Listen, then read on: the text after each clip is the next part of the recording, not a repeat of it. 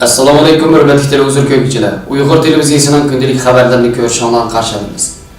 Xitoyning Anqaradagi elchixonasi Turkiyadagi Xitoyga qarshi namoyishlardan ansizlik his qilyapmiz dedi. Xitoyning chet ellarga uzargan qo'li diqqat qo'zg'amoqda. Hongkongda ayolkash Xitoy savdogarlariga qarshi namoyish o'tkazildi. Sog'lomlik haqida savat. Tövəndə dehqonlar xabarlarimizning tafsiliy mazmunlarida bo'lsin. 30 dekabr kuni Xitoyning Anqara turishliq elchixonasining bayonotchisi Xitoy elchixonasining tor betida bayonot e'lon qilib, Turkiyada Uyg'urlarni qo'llab elib berilayotgan namoyishlardan ansizlik his qilayotganligini bildirgan. Uyg'ur masalasining xalqaroda kuchli diqqat qo'zg'ishiga ergishib, Turkiyaning har qaysi viloyat, shahar va nohiyalarida Xitoyga qarshi ommaviy norozilik namoyishlari davomlashib kelmoqda. Turkiyadagi ba'zi o'qitish partiyalarimi Uyg'ur masalasida Xitoyni ayblab, orqa-orqadan bayonot e'lon qilib, Turkiya hukumatini Uyg'urlarga ega chiqishga chaqirmoqda. Bo'libmi 20 dekabr İstanbulda insoniy yordam mahfining uyushtirishi bilan o'tkazilgan cho'ng namoyish va uningdan keyin Turkiyaning har qaysi shahar va viloyatlarida Uyg'urlarni qo'llash yuzasidan o'tkazilgan Xitoyga qarshi norozilik namoyishlari Xitoyning Anqara turishliq elchixonasini cho'chitgan. Bir muxbirning yaqindan buyon Turkiyaning nurg'un joylarida Xitoyga qarshi norozilik namoyishlari o'tkazilyotdi. Uning Turkiyada turishliq Xitoy shirkatlari va Xitoy fuqarolariga qanday ta'siri bo'lyapti degan savoliga Xitoy elchixonasining bayonotchisi elchixonamiz turk axborot organlarining ziyoratini qabul qilish va ommaviy aloqa yo'llari orqali davlatimizning Xinjiang Uyg'ur avtonom rayonida ilib berayotgan terrorlikqa va oshqo'llikqa qarshi tadbirlarini obyektiv holda tafsil anlatib keldik. Lekin ba'zi yomon niyatli kuchlarning kuch kiritishi bilan Turkiyaning ba'zi joylarida Xitoyga qarshi namoyishlar o'tkazilmoqda. Turkiyadagi Xitoy fuqarolari, Xitoy o'quvchilar va Xitoy shirkatlarida ishlaydigan xizmatchi xodimlar elchixonamiz bilan aloqa qilib, o'zlarining kundalik turmush va xizmatlarining daxil ta'riziga uchrayotganligidan shikoyat qilyapti. Biz Xitoy elchixonasi bo'lish sifatimiz bilan vaziyatni yaqindan kuzatyapmiz va ansizlik his qilyapmiz degan. İstanbul Üniversitesining tarix fanlari o'qituvchisi Dr. Ömal Qul apandi Türk xalqining uzun yillardan buyon Uyg'urlarni qo'llab kelayotganligini, bu qitimqi norozilik namoyishlarining tarixda ko'rilib baxmagan shaklda kengayganligini, namoyishlarning kuch ko'rish bilan emas, balki o'zligidan tashkillanish bilan bo'layotganligini bayon qildi. Taratqularda e'lon qilingan bayonotlarga asoslanganda, Türk xalqi birinchidan Turkiya hukumatiga besim ishiltish orqali hukumatning Uyg'urlarni qo'llashini amalga oshirish, ikkinchidan Xitoyning Uyg'ur siyosatiga bevosita ta'sir ko'rsatish uchun bu namoyishlarni elib borgan.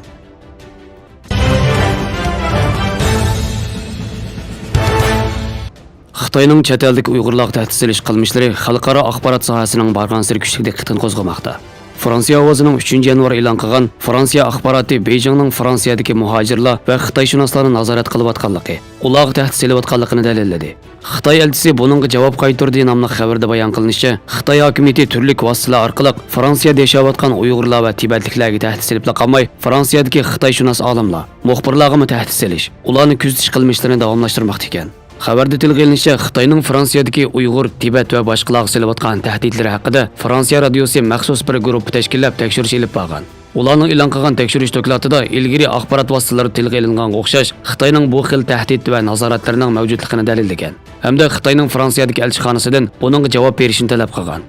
Ammo Xitoy elchixonasi buningga bevosita javob berishni rad qilgan. Keyin muxbirlarga yozma shaklda xat avatib, muxbirlardan bu xil tekshirishni to'xtatishni, Fransiya-Xitoy munosabatlarini muhim nuqta qilishni ta'kidlagan. Xabarda Fransiyada yashaydigan Subi ismli bir Uyg'urning Parijda Xitoyga qarshi bir namoyishga qatnashib, uzun o'tmay Xitoyning tahdid xatini topshirib olganligi, Tanam ismli bir Tibetlikning Xitoyning uchur vositalarini ishlatib, Dalay Lamaning rasmlarini tarqatganligi uchun ko'plagan Tibetlikning qo'lga ilinganligiga shohid bo'lganligini bayon qilindi. Shundaqla Fransiyadagi Xitoyshunos Mari Holzman xonimning uyiga taklif qilinmagan bir yuchun mehmonning o'g'irlikcha kirib, butun chiroqlarni yondirib, ishkoplarni, sotmalarni ichib, oqtirib chiqib ketganligi, uning Xitoydan kelgan biz har qachon sana tikilib turyapmiz degan bir bishorat ekanligi qayd qilinadi. Hammadan diqqat chekidigini Xitoy hokimiyatining Fransiyada nazorat qilayotgani Uyg'urlar, Tibetlar, Xitoyshunoslar bo'lib qolmay, balki yana Hongkonglik va Fransiya muxbirlari bo'lgan. Fransiya matbuotlarida Xitoydagi real vaziyatni ifoda qilayotgan fransiyalik muxbirlarga Xitoy elchixonasi viza rasmiyatlarini bijirib berishni izchil rad qilib kelmoqda. Muhojiratga Uyg'urlarni nazorat qilish, ularga tahdid solish qilmishlari yangilik bo'lmasa-mu, buning ko'lamining borgan sari kengayotganligi g'arb ellarining kuchli diqqatini chekmoqda. Norvegiya Uyg'ur jamiyatining raisi, Uyg'ur adliya arxiv ombirining mas'uli Baxtiyor Umar apandining bildirishicha, bu xil nazorat va tahdid solish qilmishlari Gollandiya, Norvegiya, Shvetsiya qatorliq ellardan ko'p yuz bergan. Xitoyning chegara sirtiga uzargan qo'liga nisbatan muhojiratga Uyg'urlarning sal qaramasligini, undaq ahvollarga yo'liqqan hamon o'zlari turishliq davlatlarning qonun organlariga ma'lum qilish yoki to'rda bosh qilishga alohida ahamiyat berish kerakligini ta'kidlagan. Uyg'ur adliya arxiv ombiri Xitoyning bu xildagi nazoratlarga, tahdidlarga duch kelgan muhojiratga Uyg'urlarga qarata maxsus bir tor sahifasi ta'sis qilib, ularning voqea yuz bergan hamon tor orqali ma'lum qilish haqida murojaatnoma e'lon qilgan.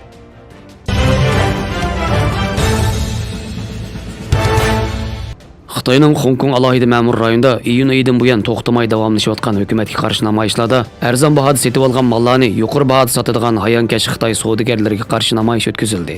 Shiung Shu yezisida bir yerga to'plashgan minglagan namoyishchi ko'rik, cho'ng yo'l va asosligi metro chiqish eg'izlarini to'sib olgan soqchilarning qattiq tadbirlari ostida savdoda hayonkash qilganligi ilgari surilgan va Xitoy cho'ng quruqligidan kelgan Xitoy savdogarlarining do'konlari zich joylashgan cho'ng ko'cha va mahallalarda yurish qildi. Namoyish boshlanib uzun o'tmayla soqchilar yurish qilishinglar qonunga xilof. Agar tarqalib ketmasanglar tadbir ishlatamiz deb yozilgan ko'k bayroqlarni chiqarib tahdid solgan. Soqchilarning ogohlantirishiga pisand qilmasdan noroziliklarini bildirgan nurg'un sondagi namoyishchiga soqchilar ochiq suyuqlik chashgan va kaltaklar bilan urib mudohala qilgan. Namoyishchilar bilan soqchilar o'rtasida to'qinish va qo'g'lab tutish voqealari yuz berib, soqchilar nurg'unlagan namoyishchilarni tutqun qilgan.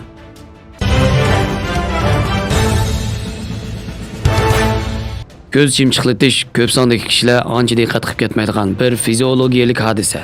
Amerika psixika ilmiy jurnalining tadqiqot statistikasiga asoslanganda normal ahvolda odam o'tri hisob bilan har 4 sekundda bir qatim ko'zini chimchiqlatadi ekan. Ya'ni o'tri hisob bilan minutiga 12 qatim ko'z chimchiqlatadi ekan. 8 soat uxlash vaqtini chiqarib aytganda bir odamning har kuni ko'z chimchiqlatish qatim soni taxminan 12 ming qatimga yetadi ekan. Normal ko'z chimchiqlatish ko'z yoshining munguz pardasini namdab, siliq, pokiz qilishga, ko'z qarchuqini namxush tutishga foydali bo'lib, ko'zdagi chang tuzon va boshqa g'ayri narsalarni tozalashga yordam beradi. Ko'z chimchiqlatish boshqa omillarning ta'siriga uchraydi. Masalan, odam jiddiylashganda ko'z chimchiqlatish chastotasi tezlashadi. Bolalardagi ko'zini ko'p chimchiqlatish kasali va tortishib qilish kasali pat-pat ko'z chimchiqlatishni keltirib chiqarish mumkin. Parkinson kasali ko'z chimchiqlatish chastotasini tuvallatadi. Odam kompyuter va yon telefon ekraniga uzoq qaraganda ko'z chimchiqlatish chastotasi tuvallab, minutiga 4 qatimdan 6 qatimgacha ozlaydi. Uning ustiga odam ekran qaraganda uzoq vaqt belgilik fokus oraliqini saqlag'achqa ko'z charchashni keltirib chiqaradi. Yaqin oraliqqa uzoq qarayamaslik, ko'z va ko'z choniqi og'rish, g'uva ko'rish, ko'z qurg'oqlashish, ko'zidan yosh eqish qatorliq alomatlar ko'riladi. Ig'ir bo'lganda bosh og'rish, ko'ngil elishish, boshqa ish qatorliq alomatlar ko'riladi. Ko'z qarchuqidagi kristal linza to'lqin uzunligi 400 dan 500 nanometr keladigan yeshil, ko'k, so'sin qatorliq nurlarni to'sib qololmaydi. Shunga har xil elektronlik ekran tarqatgan ko'k nur bevosita ko'rish to'r pardasi seriq dog' qismiga yetib kelib, ko'z charchashni keltirib chiqarib qolmay, vaqtning o'zirishi bilan ko'z qarchuqining dog'ilishi sur'atini tezlatadi. Elektronlik uskunalarni ishlatish vaqtini tizginlash. Qorong'u muhitda har qanday elektronlik ekranga uzoq vaqt qaramaslik kerak. Her 30 yoki 40 minutda bir qatim ko'zni 10 minut aram aldirish hamda ko'zni chimchiqiltib yoki ko'z asrash harakati qilish orqali ko'z muskullari va qon aylanishini tangshab, beoromlik tuyg'usini azaytish kerak. Uningdan boshqa uxlashdan burun yoki ertaga uyg'onganda 40 Selsiya gradus atrofidagi sovuqchilangan lungini ko'zga 10 minut qo'yib berish kerak. Ehtiyoj borlar doktorning ko'rsatmasi bo'yicha ko'z charchashni pasaytiradigan ko'z dorisini muvofiq ishlasa bo'ladi. G'izolanish jihatda hayvonot jigari, ko'mmiqo'noq, sebze, pomidor, chechak-say, palak qatorliq tarkibida vitamin A mo'l bo'lgan yemekliklarni hamda cho'nqur dengiz beliqini ko'proq iste'mol qilish kerak. Xabarlarimizni ko'rgan Allohga rahmat. Ko'rishkish omon bo'linglar. Xayr xo'sh. Allohga omonat.